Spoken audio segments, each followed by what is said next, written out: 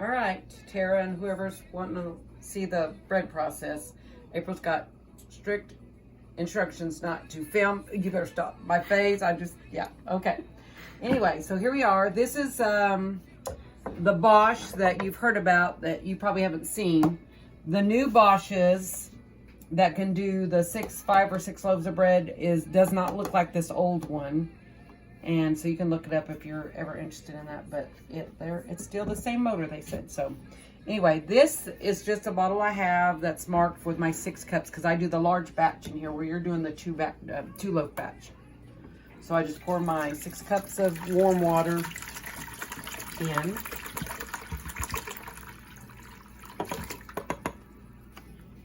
And my 4 cups of flour, and I've already ground this on another video on another day. I told April that we will show the process of the grinding of the wheat berries and the Nutri-Mill, which is kind of cool. So there's 4, and when you're doing yours, Terry, you're starting yours off with the 2 cups for soak.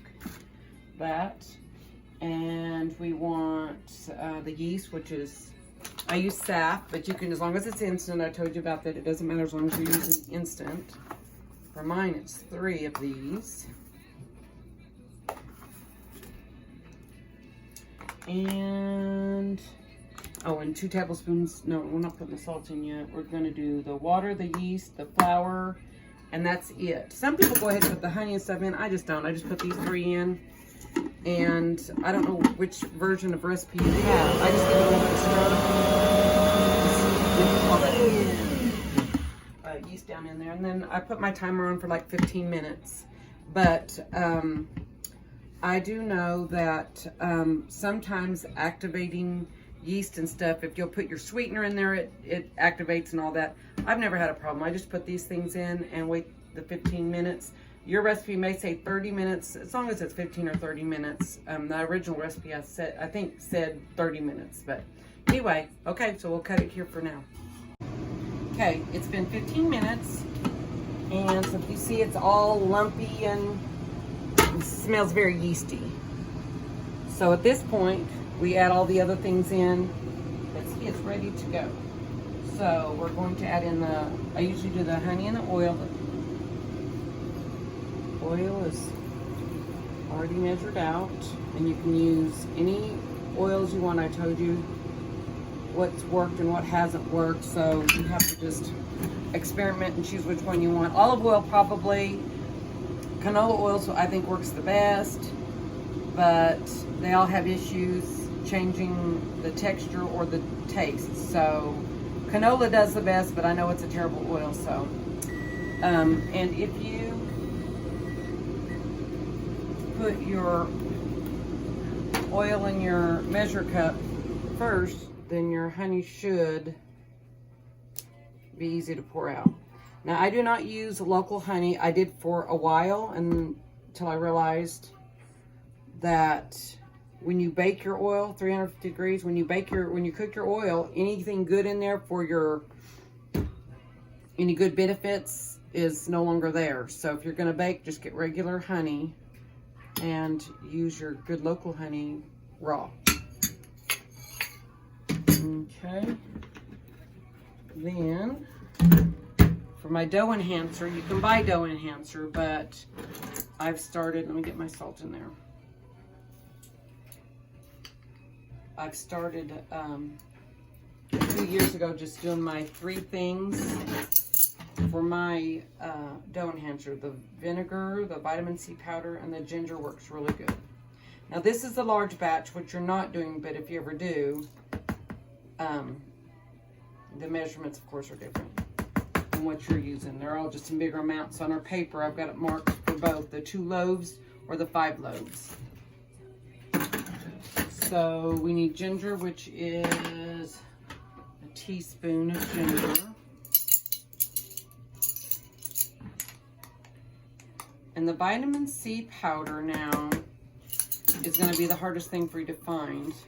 I got mine from a co-op a long time ago, and it's getting low.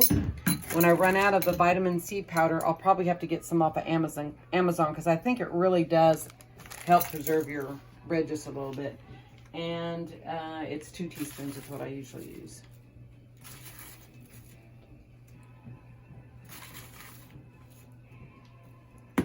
Okay, and then I start adding in all of my flours. And I do it a little bit at a time. I'll put like another 4 cups. Remember, I already got 4 cups in there. I'll add about another 4 cups and then mix it down.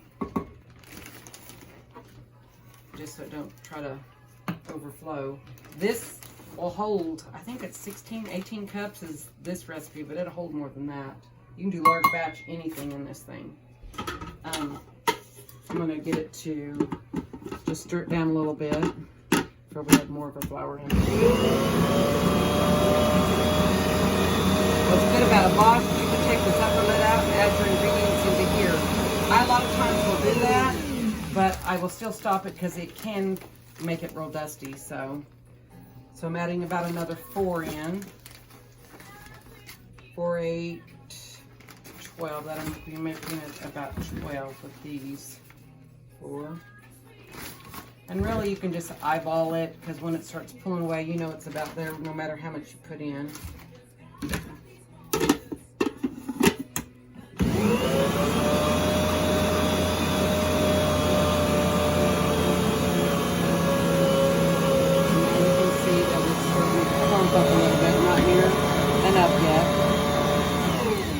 I'll slow down and start adding in like 2 cups or 1 cup just because you don't want to get it too stiff. I'll probably have just about a cup left. I may not have ground enough. And this is nothing. If you ever run out of your flour, Tara, do not stress about adding a little bit of other whole wheat or other all-purpose whatever just to finish it off. There's times I've had to do that, and it's fine. Your bread is good still. Don't worry about whatever flour you have to throw in there to finish it off if you need to. And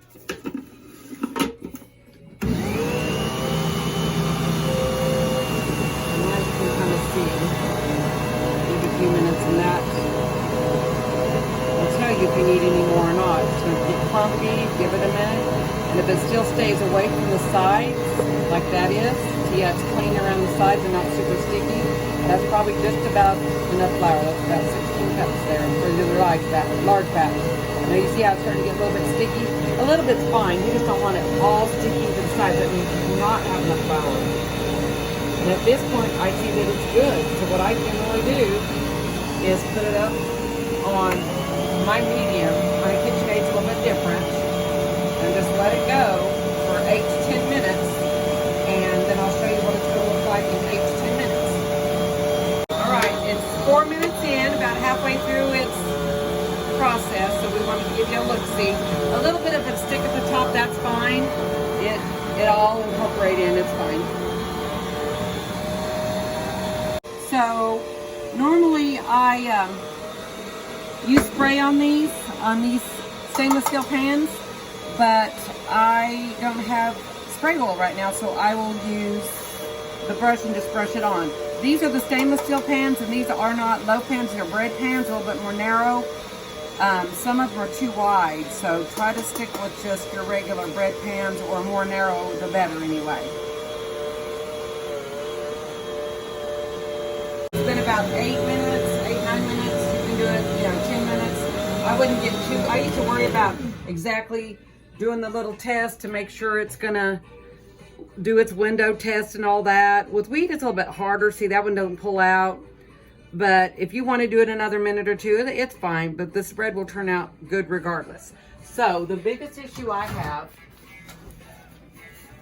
is getting it out of this. So what I will do is, let me walk over here where we're gonna, and this is what I've always done. So I put it there. And no more flour, of course, at this point. It's all about making sure everything's oiled, so you're not going to make your bread any drier than it is.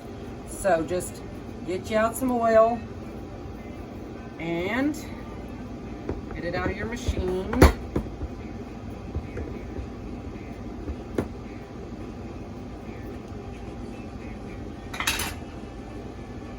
And keep your hands oiled. You do not want to have that sticking to you. And then just get to pulling it out. Sometimes it's more stickier than other times. And sometimes it does just fine and will just not stick to anything. So when it comes out, just put it all in one big lump there.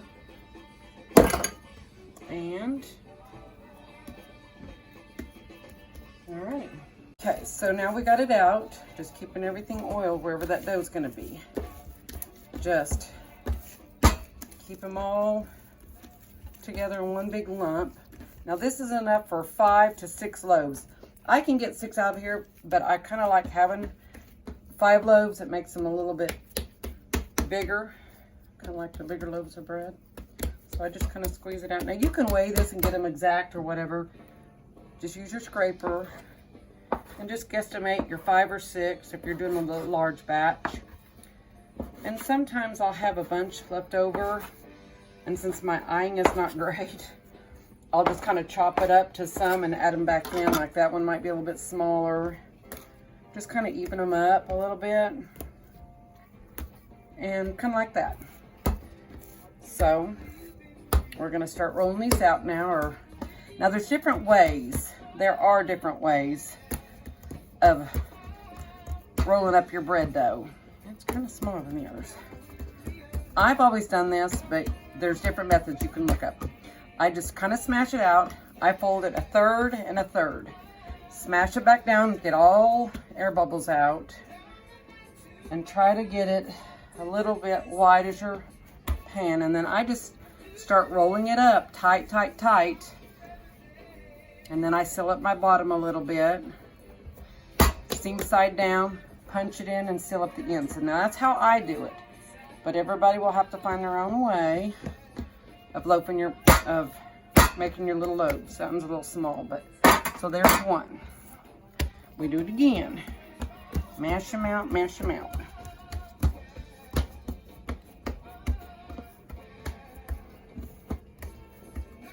And there's really not a right and a wrong. It's just whatever you find works best for you. They give you an arm workout though.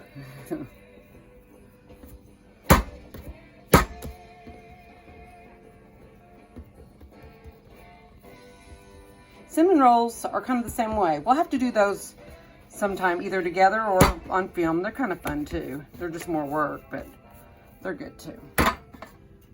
Now, if you get dry on your oil, keep everything oiled.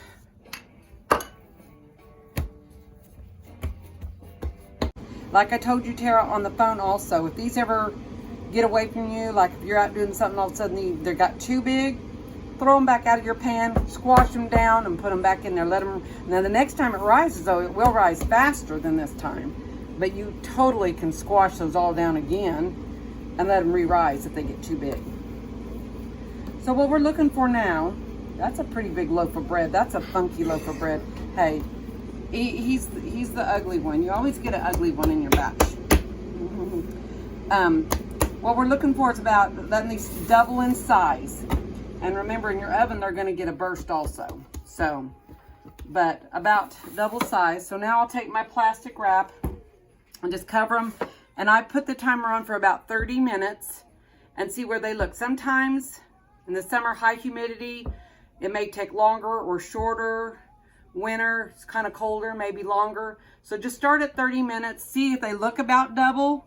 And that's when I start to preheat my oven for, 5 or 10 minutes. That gives it another 10 minutes. So we will come back here in about 30 minutes or so, or whenever we think that they're, in about 30 minutes, we'll look at them. So it's been 30 minutes and it's not risen near enough. So today's a slow rise day, so we're going to put on for another 30 minutes.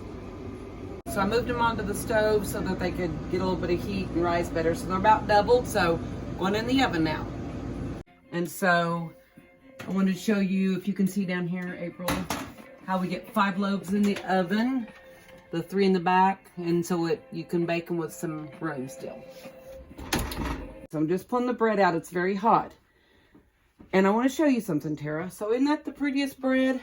Well, look at the back sides. Just like yours and most, when they get that little push in the oven, you're going to have that little breakaway because it has that poof in the oven. So they're not ever going to look perfect, but they're going to be good. Okay, we're going to wait 5 minutes, and then we're going to dump these out onto our cooling racks. So dump them out after about 5 minutes. Let these little suckers cool off. And you got to let them cool off for hours, like kind of smash them, like 3 or 4 hours before you go slicing them for sandwich bread. If you're just going to eat them for snackies and all, then you can just go ahead and slice them when they're hot, but they're hard to slice when they're hot. But so after a while, I'm going to show you how we slice them for sandwich bread. But they got to cool down for another probably 3 or 4 hours this evening. So okay, and then when they're cooling, I usually will grab a towel, just so, especially if it's cold in the winter, you don't want them all at once collapsing because it's cold and they're hot or something. So I steamed up lavender towel. There we go. Okay. Right, so it's been probably 3 or 4 hours now. Bread's completely cooled off. So you can slice it any way you want, but since I do so much and we use it for sandwiches, I got this bread guide I've used for years. And you just drop it in. An electric knife makes it pretty quick and fast. And the more you use it, the better you get at it. So I will show you how I look. Jumping out.